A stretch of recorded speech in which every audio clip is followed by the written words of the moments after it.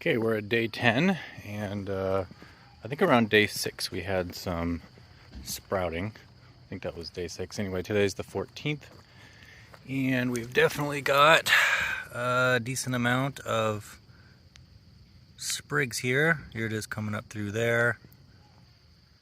Here it is beyond it. It only looks good from a side view like this. I'll show you in a sec. Alright, yeah, so you can see definitely where it's come in better spots than others. There's some that's come in everywhere. There's a little bit everywhere, but it's definitely slim. But again, it's only day 10, so it might be that some seeds are lagging, but what's more likely is that just not all the seed came up. And there's also, ironically, the areas where I put more topsoil, it did not come up too well. And the areas where the previous dead grass was a little more intact, really helped anchor that seed down, and it's grown much better. It's popped up much better in those areas. So note to self, so I was doing a little bit of leveling, and so that's why I put extra dirt in some areas, but I guess it turns out that the seed probably would have done better if I had the whole area still had some dead grass to hold it. So it's still not up enough for me to tell whether it's better in the blanketed areas than the non-blanketed areas, but I suspect it will be better in the blanketed areas, even though those areas are the inclined areas. Did have some problems with my sprinkler. Actually, the sprinkler was fine, but I came home one day and the water was spewing out, and lo and behold, there was a break in the hose. So, but I haven't actually used it. I went through the trouble of putting this there, but three of my sprinkler zones cross cover this area. So I just scheduled 2 of those zones, which will get everywhere here, to go on once in the morning, and that's been good. We do get one bout of rain that probably did help wash out some of the seed and some of the very bare dirt areas, but overall it's coming in pretty good, even in this depressed area where the soil is low. So, well, actually I shouldn't say it's coming in good, but it is coming in, so we'll see. Again, this is day 10.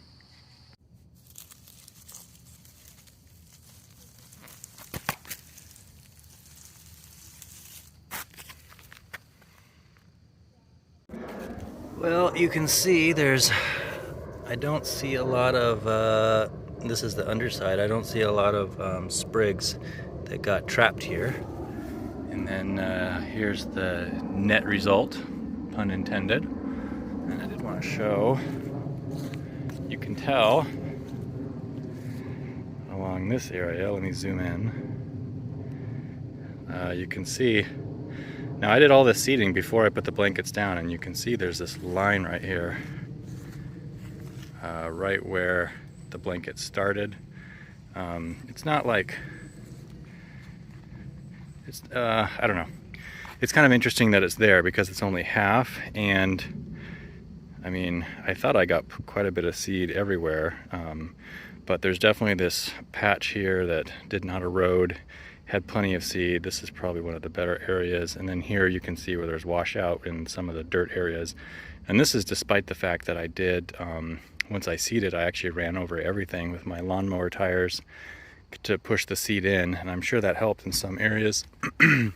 A little bit of the same thing over here. You can tell right where the straw blanket ended, and then there are areas where there just isn't a lot of seed. Overall, the seed is definitely more prominent where there is old grass that held it in place. So note to self for later. And I am also glad that I put the blankets on the lower half, because these are the more sloped areas. These are the hard areas to seed when there's washout. I think pretty much all I don't know if the bluegrass, the tiny amount of bluegrass in this mix has sprouted yet, but almost everything has. I can also see the white pearls of starter fertilizer that I put on, so that did go down through the blankets and down to the ground. There's probably some trapped in the blankets too, but overall it was worth having them. This was just one roll that I got from a friend who didn't need it, and yeah, I think it's worth it to take it up. One, because the netting stuff on this is synthetic, and although you will not see this once your lawn grows in, it does stay there for quite some time, maybe for a decade. I don't know. I don't think this stuff's going to break down too well. I don't want to have to deal with that in the future if I ever have to rototill something, so it was worth it to me. The other thing that I wanted to mention is the timing of when you did this. So I've seen this done in videos by Ryan Knorr, and according to him, if you do it early enough, you don't pull up a lot of the seed. And I don't know, I was a little bit skeptical. I hadn't done this before. I didn't know if that was true or if I was going to actually be pulling up some of my seed, but for the most part, going gently. So I've timed this. Going gently has not pulled up very much of this at all. At this stage of the grass, it's either one or two very fine blades. It's very easy to pull something. Well, first of all, the grass has already gone through it, so it's pretty easy for it to go back down. So it's very easy to pull something around these small blades if the grass had started getting clumpy. And I mean, look how fine these are. Single blades, or maybe two, but all very vertical. If it started like branching out, that net is just going to be anchored down with a million little latches. It's basically like the lawn version of weak Velcro. So I think it was a success. One, I've got the netting out of the way. Two, I preserved the seed beds I prevented some erosion here. And then three, it was pretty casualty free. So the bare spots that I have are either due to seeding or a little bit of washout or just other issues. I think the blankets did their purpose. Now I have to figure out how I'm going to dry them, prevent them from getting moldy.